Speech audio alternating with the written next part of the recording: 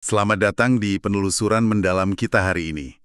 Kita akan menyelami bab pertama dari buku Carl Sagan yang legendaris ya, Cosmos, judulnya The Shores of the Cosmic Ocean. Coba Anda bayangkan lagi berdiri di tepi samudra. Luas banget, nggak ada ujungnya. Nah, Sagan pakai metafora ini. Bumi itu pantai kita. Terus alam semesta ini, ya samudra luasnya itu. Yang baru kita mulai jelajahi sedikit. Sagan buka bab ini dengan kalimat yang langsung menusuk gitu. Kosmos adalah segala yang ada, pernah ada, atau akan pernah ada. Direnungin aja udah bikin kita kayaknya kecil sekaligus takjub kita ya. Nah, sumber kita kali ini ya bab pertama itu. Fokusnya gimana manusia dari pantai kecil ini mulai ngerti lautan kosmik di depannya. Gimana campuran rasa ingin tahu yang gede, imajinasi yang liar, dan ini penting nih, skeptisisme. Kemampuan buat nguji ide secara kritis itu ngebantu kita ambil langkah pertama. Kita mulai dari salah satu pengukuran paling cerdas dalam sejarah deh. Gimana kita pertama kali tahu ukuran planet kita sendiri? Yuk kita tengok cerita Eratosthenes. Coba deh bayangin Alexandria kuno di Mesir. Itu kan pusat ilmu pengetahuan banget pada masanya. Di sana ada kepala perpustakaan yang berlian namanya Eratosthenes. Dia dengar laporan menarik nih. Di kota Shane, jauh di selatan, sekarang namanya Aswan, pas tengah hari di titik balik matahari musim panas, tongkat yang ditancapin lurus itu nggak ngasilin bayangan sama sekali. Mataharinya pas di atas kepala. Tapi anehnya, di waktu yang persis sama, di Alexandria, tongkat yang sama malah ngasilin bayangan yang cukup jelas. Gimana coba ini bisa terjadi? Kedengarannya simpel ya, tapi pertanyaannya ini fundamental banget. Pertanyaan itu emang kuncinya sih. Eratosthenes sadar, wah ini ada yang nggak beres nih kalau bumi itu datar. Kan kalau bumi datar harusnya sinar matahari jatuhnya sama dong sudutnya di mana-mana. Jadi kalau di Xi'an nggak ada bayangan, ya di Alexandria juga harusnya nggak ada. Atau paling nggak bayangannya sama persis. Nah fakta ada beda panjang bayangan ini itu bukti kuat kalau permukaan bumi melengkung. Ini lompatan pemikiran yang luar biasa loh di zaman itu. Dan dia juga ngerti sesuatu yang penting soal matahari. Jaraknya itu jauh banget. Jauh banget, jadi sinarnya yang nyampe ke bumi itu bisa dianggap datang paralel atau sejajar gitu. Nah, karena bumi melengkung, sinar matahari yang sejajar ini bakal kena tongkat di Alexandria sama Shane di sudut yang beda. Perbedaan sudut ini nih yang bikin panjang bayangannya beda. Eratosthenes dengan teliti ngukur sudut bayangan di Alexandria dan dia nemu itu sekitar 7 derajat. 7 derajat. Dan dia tahu kalau 7 derajat itu kira-kira ya 1/50 dari lingkaran penuh, 360 derajat itu kan. Nah, ini bagian cerdiknya. Dia perlu tahu jarak antara dua kota itu. Gimana caranya coba di zaman segitu? Katanya nih, dia sampai nyewa orang khusus buat jalan kaki dari Xi'an ke Alexandria, terus ngukur jaraknya. Gila ya dedikasinya. Jaraknya itu sekitar 800 kilometer. Tepat sekali. Logikanya simple tapi kuat banget. Kalau 1/50 keliling bumi itu 800 km, ya berarti keliling penuhnya tinggal 800 km dikali 50. Hasilnya sekitar 40.000 km. Angka ini, deket banget loh sama ukuran keliling bumi yang kita tahu sekarang pakai teknologi modern. Cuma pakai tongkat, mata, bayangan, sama otak. Nggak ada satelit, nggak ada komputer. Benar-benar luar biasa ya. Dan ini bukan cuma soal angka kan. Ini mengubah cara pandang manusia ngelihat rumahnya sendiri. Bumi bukan lagi hamparan nggak terbatas, tapi jadi bola, sebuah dunia yang bisa diukur. Dan Eratosthenes nggak berhenti di situ aja kan? Betul, pemikirannya itu melampaui sekedar ukuran. Filsuf Strabo nyatet kalau Eratosthenes berspekulasi lebih jauh lagi. Dia mikir kalau aja Samudra Atlantik nggak terlalu luas, mungkin aja orang bisa berlayar ke arah barat dari Spanyol, dari Iberia gitu, terus akhirnya nyampe ke India. Dia bahkan ngebayangin kemungkinan adanya dunia lain yang bisa dihuni di zona iklim yang sama di belahan bumi lain. Ini tuh kayak bibit-bibit awal dari apa yang kita sebut perspektif kosmik, ngelihat bumi sebagai satu tempat di antara kemungkinan tempat-tempat lain di alam semesta. Oke, jadi kita udah tahu nih ukuran rumah kita. Tapi gimana sama langit di atas? Itu benda-benda langit, terutama planet-planet, yang namanya aja dari kata Yunani buat pengembara, geraknya kan aneh ya polanya. Nggak kayak bintang-bintang yang diam aja. Gimana orang Yunani kuno nyoba memahami tarian kosmik yang bikin bingung ini? Apalagi kalau mereka ngerasa bumi diam aja di bawah kaki mereka. Nah, ini kita balik lagi ke Alexandria, beberapa abad setelah Eratosthenes ke Claudius Ptolemy. Dia ini tokoh sentral banget dalam astronomi kuno.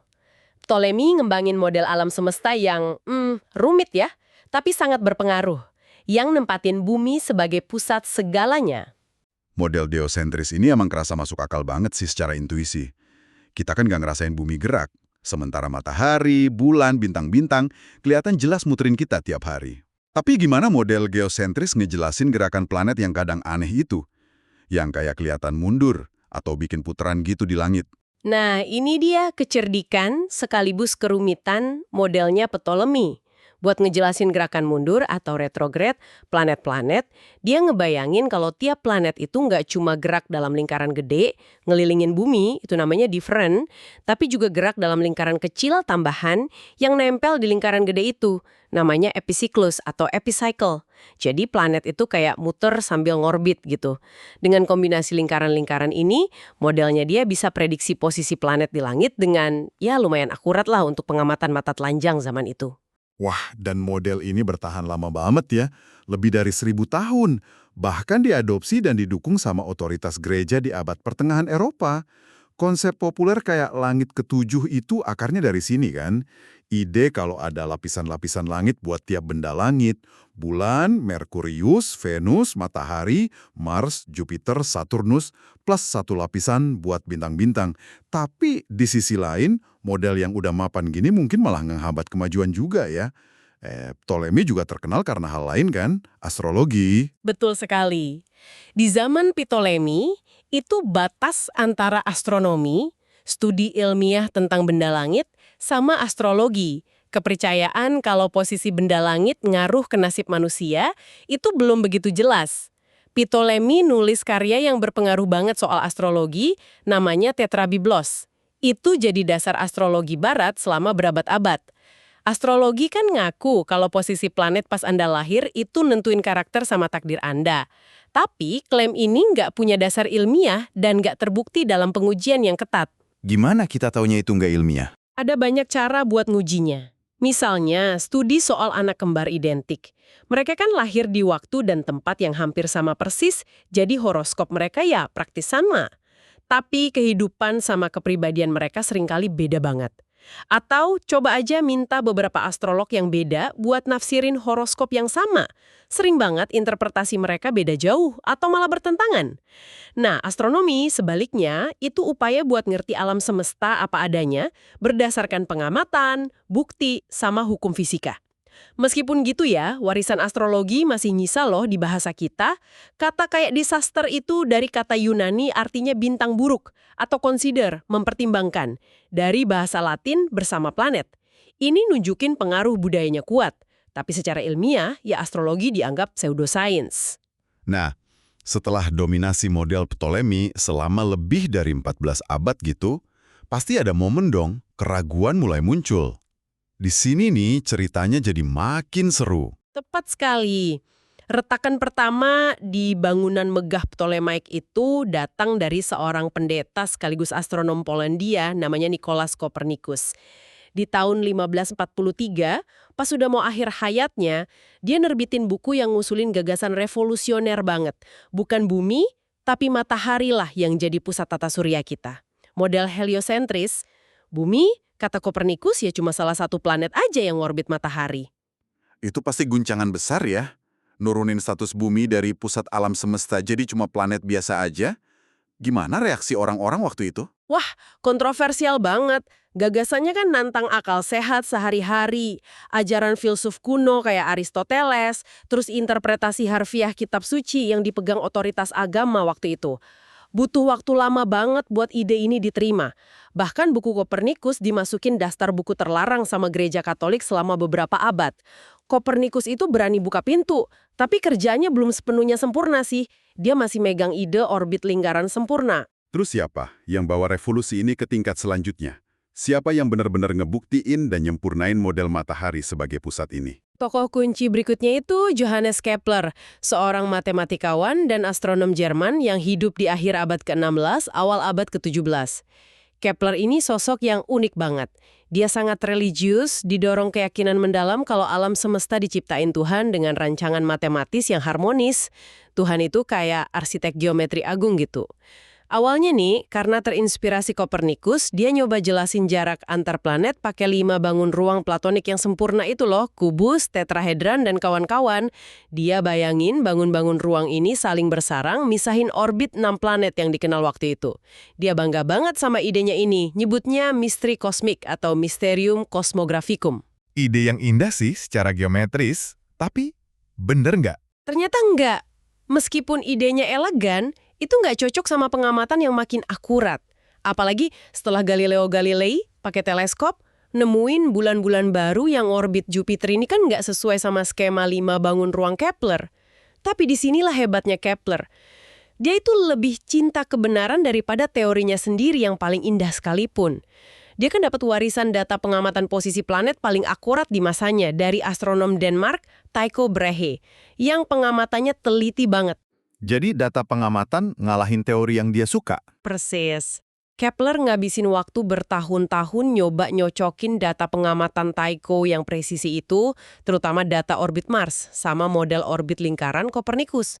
Tapi selalu aja ada sedikit ketidakcocokan yang ganggu dia.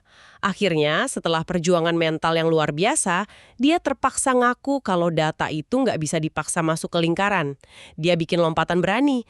Planet itu nggak gerak dalam lingkaran sempurna, tapi dalam lintasan berbentuk elips, dengan matahari ada di salah satu fokus elips itu. Ini hukum pertama gerak planet Kepler, dan ini dobrakan konseptual yang fundamental banget, ngakhirin obsesi ribuan tahun soal lingkaran sempurna di langit. Ninggalin lingkaran sempurna demi elips, itu pasti susah diterima ya di masanya. Dan perjuangan Kepler nggak cuma intelektual aja kan, hidupnya juga penuh tantangan banget. Penuh tantangan banget, dia hidup di tengah kekacauan perang 30 tahun di Eropa, dia ngadepin kemiskinan, masalah kesehatan, dan yang paling sedih, ibunya dituduh jadi penyihir dan dipenjara. Kepler harus ngabisin banyak waktu dan tenaga buat ngebela ibunya. Tapi di tengah semua kesulitan itu, dedikasinya buat nyari pola matematis di alam semesta nggak pernah padam. Epitaf atau tulisan nisan yang dia tulis buat dirinya sendiri, meskipun makamnya kemudian hancur kena perang, itu nyentuh banget. Dulu aku mengukur langit, kini aku mengukur bayangan. Pikiran terikat ke langit, tubuh beristirahat di bumi. Ini ngerangkum semangatnya dia, milih kebenaran yang sulit, yang didukung bukti, daripada ilusi yang paling disayanginya. Dari Eratosthenes yang ngukur bumi, Ptolemy yang metain langit meskipun keliru ya, Kopernikus yang mindahin pusatnya, sampai Kepler yang nemuin hukum gerak planet. Ini langkah-langkah besar banget dalam perjalanan kita memahami kosmos. Perjuangan kayak Kepler inilah yang pelan-pelan nubah cara kita ngelihat tempat kita di alam semesta. Dan menariknya, Sagan ngelihat jejak hubungan kita sama kosmos ini bahkan di tempat yang nggak terduga. Kayak bendera nasional. Kenapa ini relevan ya? Ini pengamatan yang menarik dari Sagan. Coba deh perhatiin bendera-bendera negara di dunia. Kenapa kok banyak banget yang nampilin simbol-simbol astronomi? Ada bintang kan, Amerika Serikat, Tiongkok, Australia, Brazil, Turki, bulan, Turki, Pakistan, Aljazeera, matahari, Jepang, Argentina, Uruguay, bahkan rasi bintang kayak salib selatan, Australia, Selandia Baru, Brazil, Papua Nugini, Samoa. Fenomena ini tuh lintas budaya, lintas agama, lintas zaman. Kita lihat di segel silinder Sumeria kuno ribuan tahun lalu, sampai bendera modern sekarang. Jadi, apa artinya ini? Kenapa kita naruh langit di bendera kita? Sagan menafsirkannya sebagai cerminan dari keinginan mendalam manusia buat ngerasa terhubung sama sesuatu yang lebih besar dari diri kita sendiri, ya sama kosmos itu. Ada semacam upaya buat nyari legitimasi, kekuatan, atau keabadian dari langit. Seolah-olah kita pengen bilang, kami ini bagian dari tatanan kosmik yang agung ini loh. Oh gitu. Jadi, meskipun model Ptolemaic salah secara ilmiah, dan astrologi nggak terbukti, dorongan manusia buat nyari makna dan koneksi di langit itu tetap kuat ya. Sampai muncul di simbol-simbol paling dasar identitas kita, kayak bendera. Ini nunjukin betapa dalamnya langit itu udah tertanam di psikologi manusia ya. Tepat. Ini menunjukkan kalau hubungan kita sama kosmos itu fundamental. Meskipun pemahaman ilmiah kita tentang hubungan itu, ia terus berkembang. Hubungan sejati kita jauh lebih dalam daripada sekedar simbol atau kepercayaan kuno. Ini tentang asal-usul materi yang nyusun tubuh kita, yang ditempa di dalam bintang-bintang. Ini tentang planet bumi yang luar biasa ini, satu-satunya rumah yang kita kenal sejauh ini, yang kondisinya pas banget buat kehidupan berkembang. Ini tentang evolusi kehidupan di bumi, yang merupakan bagian dari kisah kosmik yang lebih besar. Tema-tema kayak gini nih yang terus digali dalam perjalanan penjelajahan kosmik kita. Pembahasan kita hari ini benar-benar bawa kita dalam sebuah perjalanan ya. Mulai dari pantai metaforis kita di bumi, kita lihat kecerdasan Eratosthenes ngukur dunia kita cuma pakai bayangan, terus kita nyelam ke kompleksitas model geosentris Ptolemy yang bertahan lama banget, sampai akhirnya kita nyaksiin pergeseran paradigma gede yang dipicu keberanian Kopernikus sama ketekunan luar biasa Kepler yang maksa kita nerima tempat kita yang sebenarnya di tata surya, morbit matahari dalam lintasan elips. Kita benar-benar baru mulai ngelangkah dari tepi pantai menuju samudra kosmik. Dan perjalanan ini nunjukin esensi dari metode ilmiah itu sendiri kan? Perlu imajinasi yang berani buat ngajuin pertanyaan besar, bahkan yang kedengarannya aneh kayak misteri kosmik, Kepler yang nyoba nyocokin planet sama bangun ruang. Tapi imajinasi aja nggak cukup, perlu juga skeptisisme, kemauan buat ragu, buat nguji ide secara kritis, sama pengamatan yang cermat buat bedain mana fantasi yang indah sama fakta yang mungkin kurang nyaman. Kayak gimana Eratosthenes pakai bayangan atau gimana data Tycho maksa Kepler ninggalin lingkaran sempurnanya. Memahami kosmos itu proses tanpa akhir, warisan dari para pemikir pemberani yang rela nantang keyakinan mapan demi kebenaran yang didukung bukti. Nah, sebagai penutup nih, mari kita bawa pulang sebuah pemikiran buat Anda renungkan. Lebih dari 2000 tahun lalu, Eratosthenes pakai pengamatan sederhana pada bayangan tongkat sama pengukuran jarak pakai langkah kaki buat dapat ukuran seluruh planet ini. Sekarang, coba pikirin deh. Pengamatan sederhana apa di sekitar Anda saat ini dalam kehidupan sehari-hari Anda yang kalau didekati dengan rasa ingin tahu yang sama gedenya, imajinasi yang sama liarnya, dan ketelitian yang sama kayak Eratosthenes atau Kepler, mungkin aja nyimpen kunci buat ngerti sesuatu yang jauh lebih besar.